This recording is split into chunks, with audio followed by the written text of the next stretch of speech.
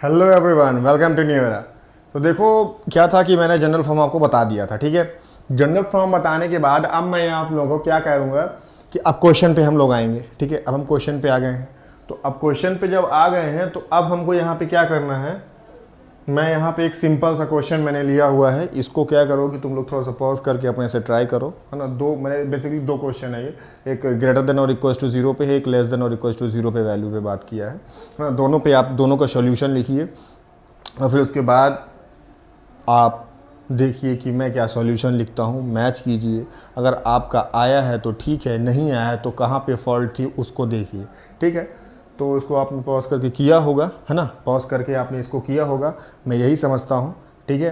तो चलो अब मैं इसको सॉल्व करता हूँ मतलब इसका सॉल्यूशन लिखता हूँ। तो चलो कैसे लिखना है। सबसे पहले हमको इसके क्रिटिकल पॉइंट पता करने हैं। क्रिटिकल पॉइंट क्या क्या हैं देख लेते हैं। क्रिटिकल पॉइंट क्या क्या हैं वो देख लेते हैं, क्रिटिकल पॉइंट्स, ठीक है। जो क्रिटिकल पॉइंट्स इसके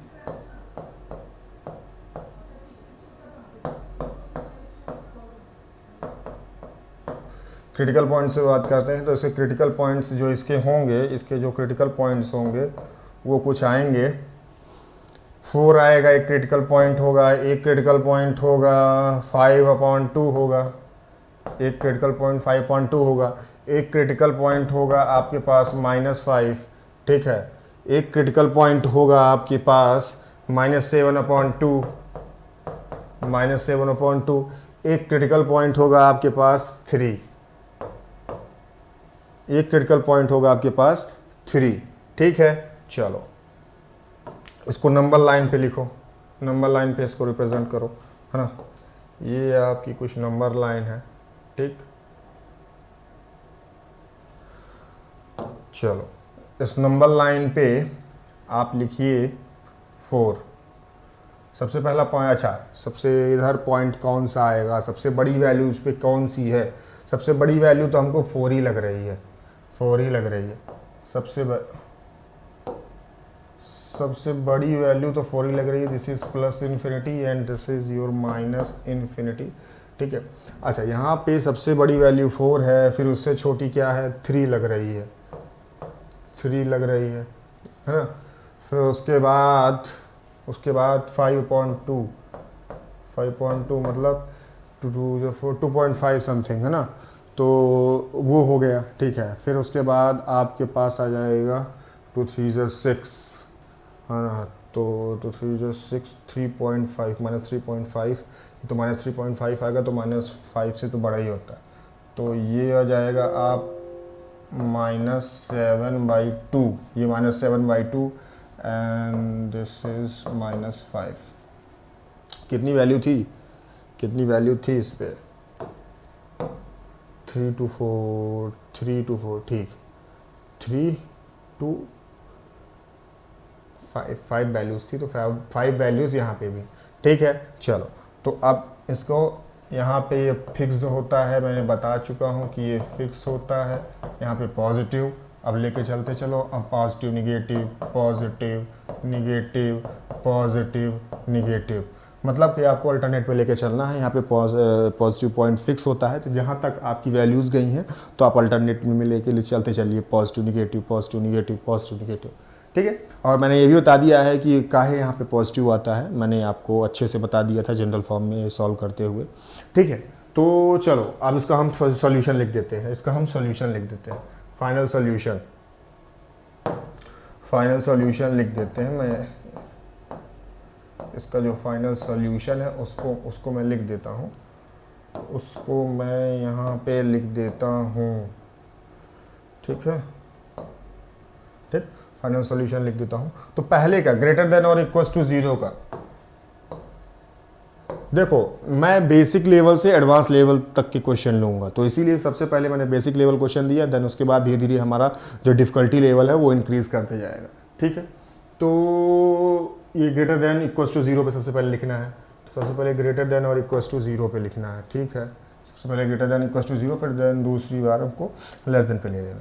तो सबसे पहले ग्रेटर देन और इक्वल्स टू 0 पे लिखेंगे, तो ग्रेटर देन और इक्वल्स टू ज़ीरो मतलब कि पॉजिटिव वैल्यू कहाँ कहाँ पे है, यहाँ पे है, यहाँ पे है, यहाँ पे है। तो चलो इसको लिखते हैं, ग्रेटर देन और इक्वल्स टू पे लिखना है पॉजिटिव वैल्यू। अच्छा, यहाँ पे डिनोमिनेटर में क्या क्या था वो भी चेक करना ज़रूरी है, क्योंकि डिनोमिनेटर पे -7/2 और 3 +3, हाँ +3 और -7/2 वैल्यू थी, क्योंकि हमको इसको कभी भी ज़ीरो के इक्वल नहीं करना है ना, क्योंकि जीरो के इक्वल करते ही ये हमारी वैल्यू जो इसका इक्वेशन है, इसकी जो रिजल्ट है वो अनडिफाइन आ जाएगा। तो हमको यहाँ पे कभी भी इक्वल्स टू ज़ीरो के नहीं करना है ना, ये बात को ध्यान रखना। ठीक है, -7/2 और 3 पे इस चीज़ को ध्यान में रखना है। ठीक है, चलो तो यहाँ पे लिखोगे x belongs to -5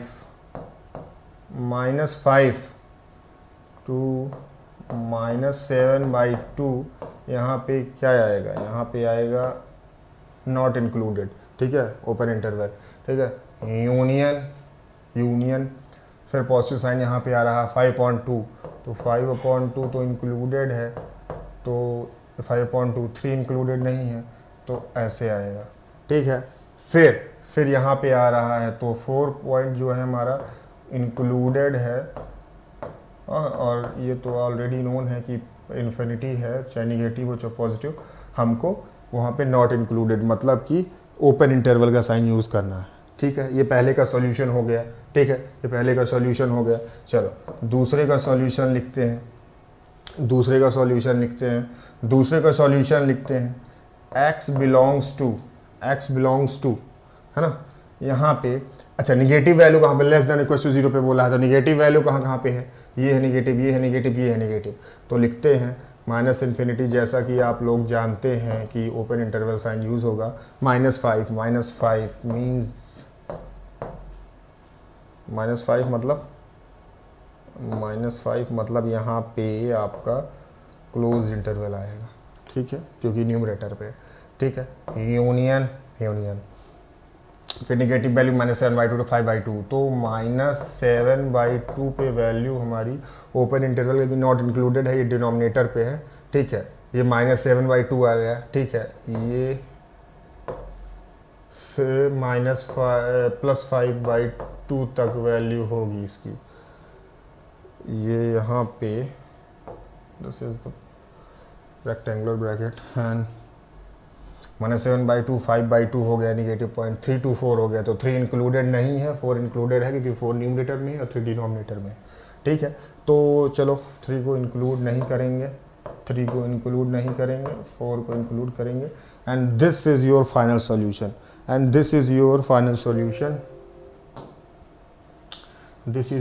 solution for particular this question, है ना। आपको दिया गया था, आपने क्रिटिकल पॉइंट्स निकालने के बाद उसको अपने नंबर लाइन पे रिप्रेजेंट किया, देन आपने पॉजिटिव निगेटिव अल्टरनेट में ऐसे लेके साइन लिखे, देन उसके बाद आपने दोनों ही इक्वेशन जो ग्रेटर देन और इक्वल टू 0 और लेस देन और इक्वल टू 0 दी हुई हैं, इनका आपने फाइनल सॉल्यूशन लिखा। ठीक है, ओपन इंटरवल क्लोज इंटरवल का ध्यान में रखते हुए। ठीक है, चलो थोड़ा सा डिफ़िकल्टी लेवल अब इंक्रीज करेंगे, ये क्वेश्चन में नहीं बना, थोड़ा सा चीज़ों को वेरिएशन पे लाएंगे। चलो इस क्वेश्चन का फाइनल सॉल्यूशन लिखना है आपको। ठीक है, इस क्वेश्चन का सॉल्यूशन लिखना है आपको, ये आपको कुछ ऐसा इनइक्वालिटी दी हुई है ना, 2 - 3x/4 है ना, लेस देन और इक्वल टू 9 और ग्रेटर देन और इक्वल टू -5 है ना। तो ये कुछ ऐसे आपको दिया हुआ है, तो इसको आप पहले पॉज कीजिए। मैं हट जाता हूँ स्क्रीन से हट जाता हूँ, आप इसको पॉज कीजिए, पॉज कर लिए।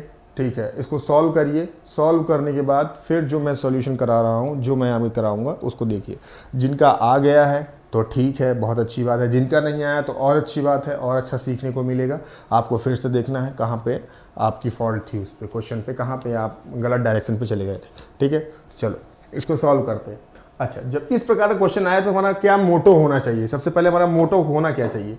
देखो, इस टाइप के जब क्वेश्चन आते हैं, दोनों साइड आपको दिया रहता है, इनइक्वालिटी ऐसा यूज़ करता है, तो आपको यहाँ पे एक चीज़, आपका सबसे पहला आपका टारगेट होना चाहिए कि यहाँ पे केवल मात्र x रहे, बाकी सारी चीज़ रिमूव हो जाए, यहाँ से सारी चीज़ रिमूव हो जाए किसी ना किसी तरह। और कैसे होंगी, हमारे रूल से, जो हमारे जो रूल थे, है ना, जो हमने इनइक्वलिटी में रूल पढ़े थे, शुरुआत में 4-5 रूल पढ़े थे, उसी का पूरा यूज इसमें होगा। वहाँ पे एडिशन, सब्ट्रैक्शन, मल्टीप्लिकेशन, निगेटिव से मल्टीप्लाई करेंगे तो कैसे आपका जो साइन ऑफ इनइक्वलिटी है चेंज कर जाएगा, है ना, तो वो सारी चीज़ें यहाँ पे यूज़ होने वाली है।